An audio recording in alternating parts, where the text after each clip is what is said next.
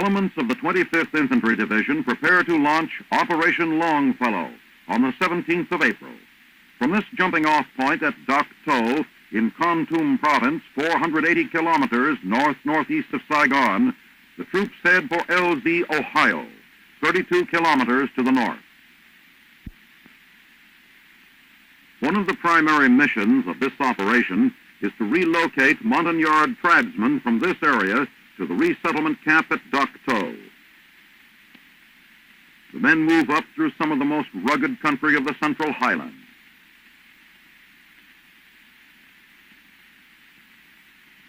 A short way from the LZ, a CP is established as some of the Tropic Lightning troops secure the area. This wilderness area has never before been penetrated by American troops, and reports indicate the Viet Cong are literally holding the Montagnard villagers in bondage, seizing their livestock and crops.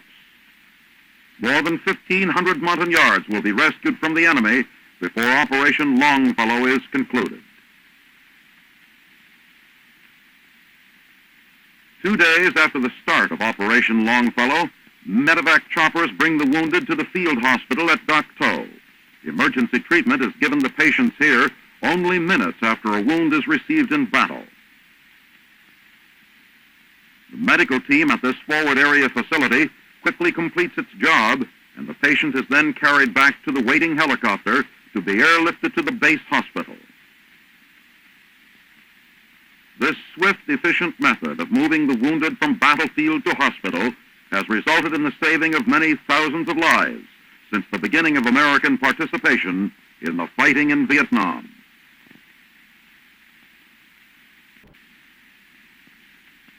These troopers of the 1st Infantry Division are commencing Phase 1 of Tactical Exercise Lexington. The operation is taking place in the Long Ton area, some 64 kilometers east of Saigon. It will continue from 17 to 28 April. This phase of the operation is a hunt and kill mission to dislodge any Viet Cong entrenched in the area. For 1 week, the camera recorded the activities of a rifle platoon engaged in operations against the Vietnamese Communist forces. Most of the first day was spent in a route march, which would carry the men deep into Viet Cong-dominated territory. To reach a remote village, the men spend hours moving through jungles, until finally the platoon leader orders a bivouac area set up for the night. While some of the men start digging in, others are sent out on security patrols to make sure the area is safe for overnight encampment. Trip flares will be set up around the camp perimeter as an added precaution against any surprise attack during the night. Anyone stumbling over these wires in the darkness will set off the armed flares lighting the night.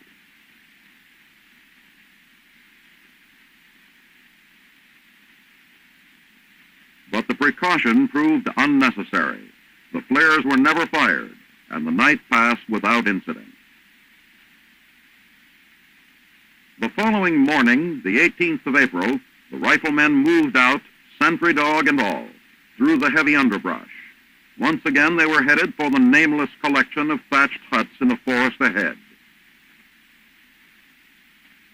Sometime around midday, they reached the edge of a large cocoa palm grove on the perimeter of the objective village. Quietly taking up positions in the surrounding cover, the men observed the village for a long time. Failing to spot any armed enemy, the foot soldiers entered the hamlet and interpreters questioned the residents and examined their papers. Following a house-to-house search, the troopers settled back for a badly needed rest. During the course of the morning, they had covered more than 6,000 meters. Most of it was dense undergrowth. Finally satisfied that no Viet Cong were to be found here, the platoon began moving back toward the LZ. The day-long march on April 19th culminates with all members of the platoon reaching the appointed landing zone without mishap. At the end of 3 days, there has been no contact with the enemy. The choppers come in for the pickup, and the perspiring troopers are mighty glad to get aboard. Soldiering in the humid jungles of Vietnam is physically demanding, even for our well-conditioned infantrymen. At home base, the men hasten toward their tents. The next day, the platoon is ordered into the Rung Sat area along the Saigon River. It is called the Mangrove Swamps. Phase 2 of Lexington gets underway as the same weapons platoon boards LCVPs less than 72 kilometers from Saigon. Mission in this phase is to probe the swamps for any Viet Cong infiltrators or smugglers, and the landing point is reached. The mud here creates a suction that threatens to remove a man's boot. Coffee-colored streams are crossed with the aid of a stout rope, and in the interior are snake-infested thickets and quicksand bogs. One man is felled by the 100-degree heat.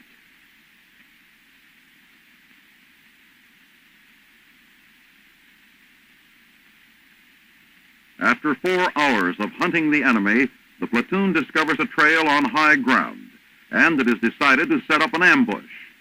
The infantryman in Vietnam spends most of his time searching for the VC. A radio check is made with other 1st Division units once the trap has been set. Then the watching and waiting begins. The hours are filled with insects and heat and swamp noises. But there are no Viet Cong. The troops start back for the boats and again have to ford rain-swollen creeks. With the deep holes encountered in crossing, the rope is absolutely necessary.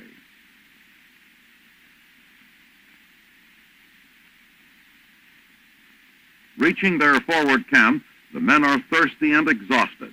Their water supply had been depleted during the long trip back, and they settle down for the night. With the coming of daylight, the platoon moves out, and by mid-morning, they are aboard the waiting boats and sailing up the placid waters of the Song Saigon. The men begin 2 days of rest. Most of the first day is spent sleeping and airing their clothes. Their weapons are meticulously clean.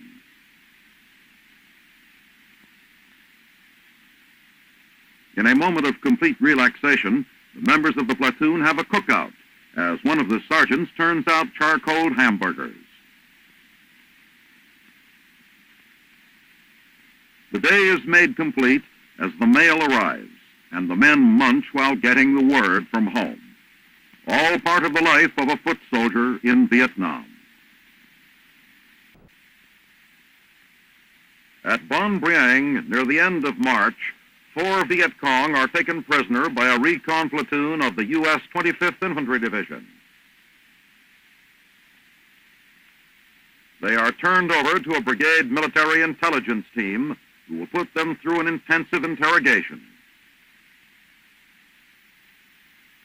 Also at Bon Briang, an attempt is made to recover a crashed aircraft.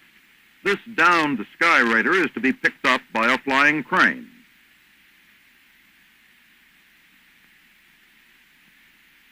Preparations by the crew for the aerial pickup are underway. The flying crane stands by for the signal to begin. Straps are placed at carrying points on the plane to form the harness for the lift. In a cloud of dust, the CH-54 flying crane struggles with its load, but the Sky Raider proves to be unmanageable and crashes back to Earth. At the conjunction of the Song Bay and Song Dong Nai rivers stands the Kai Kai Special Forces Camp. Although fully operational, it is being strengthened in depth by Vietnamese civilian workers, some of whom are shown here making bricks for fortifications. Located 45 kilometers northeast of Bien Hoa, Kai Kai is the early warning outpost of a larger U.S. Special Forces camp, Zam Cut. This plaque is being erected in honor of Zomkot's former commander. In memory of Captain Leo Michael Donker, killed in action, 3 April 1966. Kai Kai, established in February in a Viet Cong-controlled area, is manned by Vietnamese personnel called strikers.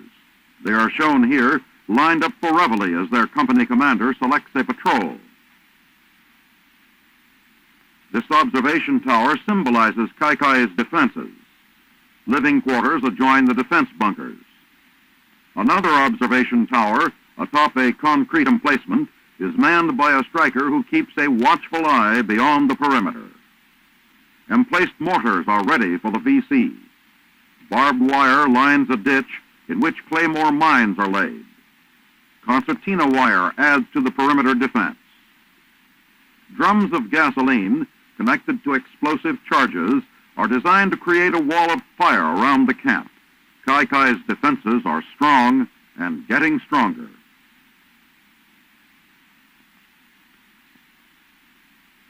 With VC reported in the area, U.S. Special Forces fire a 75-millimeter recoilless rifle at an enemy concentration and are supported by an airstrike.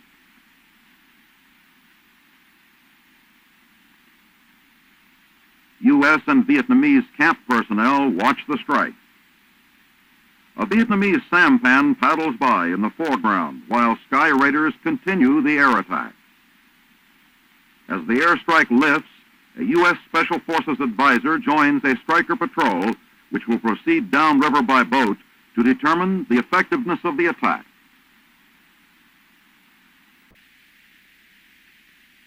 On the banks of the Song Ba River, just outside the town of An Khe, is located the only pure water point serving the 1st Air Cavalry Division and its supporting units. Van-mounted water purification systems are operated by the Army engineers.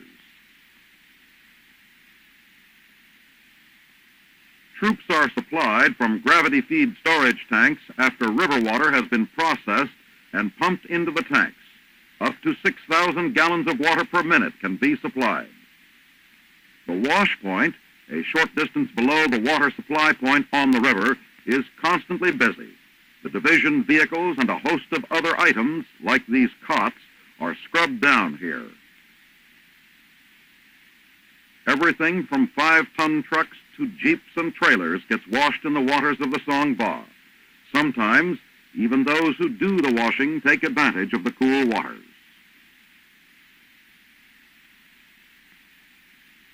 In mid-April, the An Khe base of the 1st Air Cavalry Division is a busy installation. The great heliport, known throughout all Vietnam as the golf course, is the center of continuous night and day activities. The helicopters of this air mobile division are in constant operation, carrying out troop lift schedules, logistic support missions, combat assaults, or reconnaissance flights. Ground control teams and maintenance crews are on duty around the clock. Big cargo carriers like the Chinook keep troops in the forward areas resupplied with everything they need. Small observation choppers are also part of the division PO&E. Maintenance on this one calls for inspection of the airframe and control linkage. In a land of undeveloped jungle country and limited supply lines, helicopter wrecks are carefully salvaged for whatever parts may still be safely used. Nothing is wasted here. Vietnam Highway 70, running through the division camp, is one of the main traffic arteries in the area.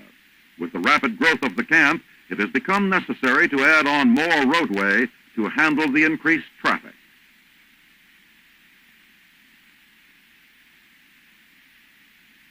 The combat engineers are carrying out the task. The construction of this standard Bailey Bridge is part of the Highway Improvement Plan. The bridge comes completely packaged and, like an erector set, is put together on the spot. As each section is assembled, it is joined to the next and projected across the gully on rollers. Traditionally, the monsoon season will soon be here, and the dust will turn to mud. When it does, the men of the 1st Air Cav will be ready. Cameron Bay is the setting in late April for the first stage in the construction of a convalescent center.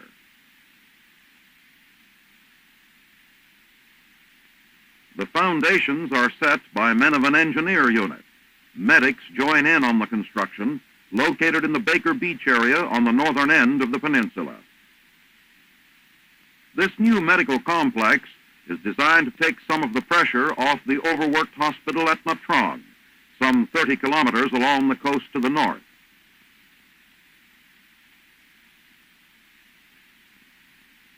Construction for the entire project is to be 50% complete in June. An advanced training test for radar men, known as the Ground Surveillance Qualification Course, is given in Wielflaken, Germany in late April.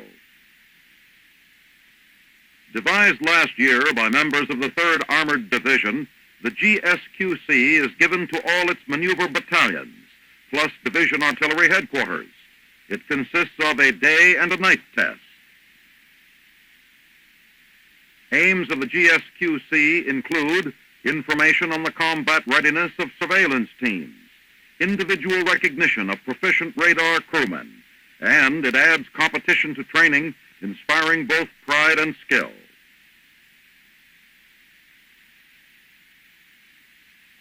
They are tested on their ability to spot artillery, APCs, trucks, jeeps, tanks, and small infantry patrols at distances from 1,200 meters to 8 kilometers. For the test, any combination of targets is used to make up a total of 10 different targets. They move at varying speeds, ranges, and directions. According to their scores, successful teams are awarded patches. Teams placing first, second, and third in the overall competition are awarded trophies. At the beginning of May, some of the units participating in Operation Southern Arrow meet in Mainz, Germany. The men and equipment are part of a joint operation of the U.S. Army and Air Force in Europe. In a preliminary step, troops assemble at the Robert E. Lee Barracks. There, they form a convoy to drive to one of the airlift points of departure, which has been established at the Rhine-Main Air Force Base. More than 1,900 tons of equipment, over 4,000 men, and hundreds of vehicles reach air bases, including Erding and Neubiberg. Rows of C-130s fill all available parking places. A C-124 cargo plane is being unloaded so that it can be used to carry equipment for the operation. An O-1 is guided down the ramp. Quartermaster troops prepare a jeep for airdrop. All loose gear must be tied down and cushioned. Using 2 assembly lines, the men buckle down vehicles and howitzers, padding contact points with honeycomb insulation. They complete this job 4 hours ahead of schedule. The vast quantity of supplies and equipment are placed aboard the aircraft on schedule. However, bad weather delays the start of the operation 1 day. Every available space at the airfield is utilized.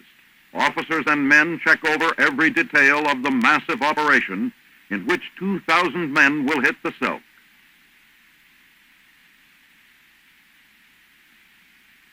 On 8 May, the word is go, and the combat-loaded troops line up to board the Air Armada.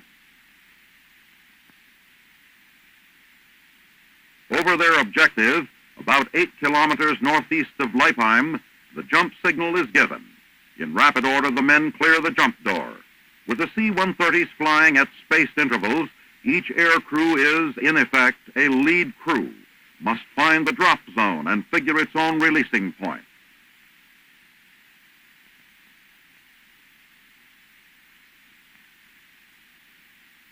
The intricate schedule of operations is performed with remarkable accuracy. Parachute low-altitude delivery is demonstrated in Europe for the first time. Exercise Director, Brigadier General Charles M. Geddes, 8th Infantry Division Assistant Commanding General, said of the air operations, "The best I've ever seen." In New York City on 15 May, the University Heights campus of New York University is the scene of a special ceremony. Within the university's renowned Hall of Fame will be installed a bust of Brigadier General Sylvanus Thayer, known as the Father of the United States Military Academy. The ceremonies begin as General Omar Bradley troops a line of Military Academy cadets and their color guards. General Bradley is among the many dignitaries present to honor General Thayer as the superintendent who drastically reorganized the Academy's educational system, thereby becoming the founder of technical education in the United States. The assembled guests enter the library auditorium for the formal unveiling of the bust. Nearby, the Hall of Fame stands silent, ready to add its newest military member to the 93 great Americans whose bronze portrait busts line the colonnade. Among them is Civil War General William Tecumseh Sherman and General Robert E. Lee. Authors, artists, scientists, and statesmen. And a single empty pedestal awaits a general and educator, Sylvanus Thayer, Academy Superintendent from 1817 to 1833. Inside the library auditorium, Dr. Ralph W. Sockman, Director of the Hall of Fame, introduces General Bradley and presides over the unveiling of the bust.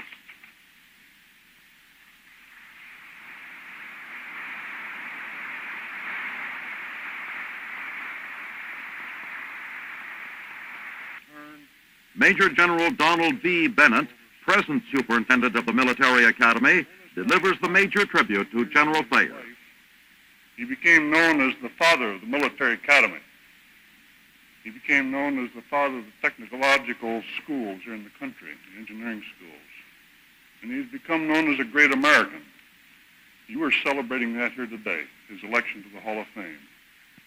The keynote address is delivered by General Bradley, representing former President Dwight D. Eisenhower, absent for reasons of health.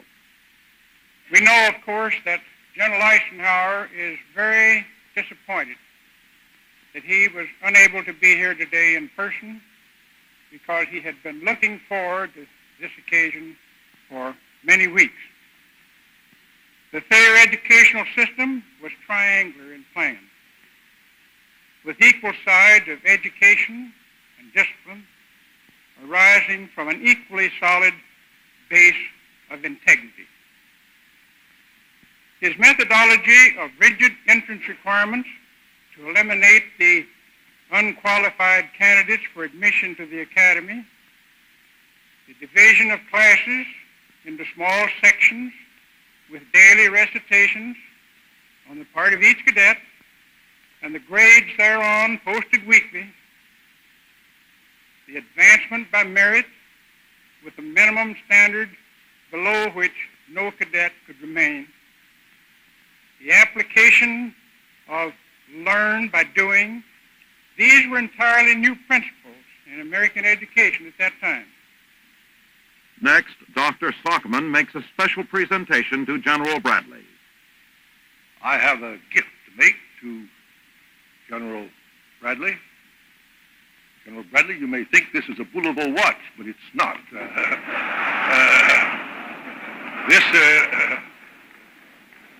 This is the first medal of Sylvanus Thayer. I think, as you know, we are the Hall of Fame producing medals for those in the Hall of Fame. About half have been already honored in that way. And now this is the issue of Sylvanus Thayer, and I take high pleasure in giving the first copy to you, General Bradley.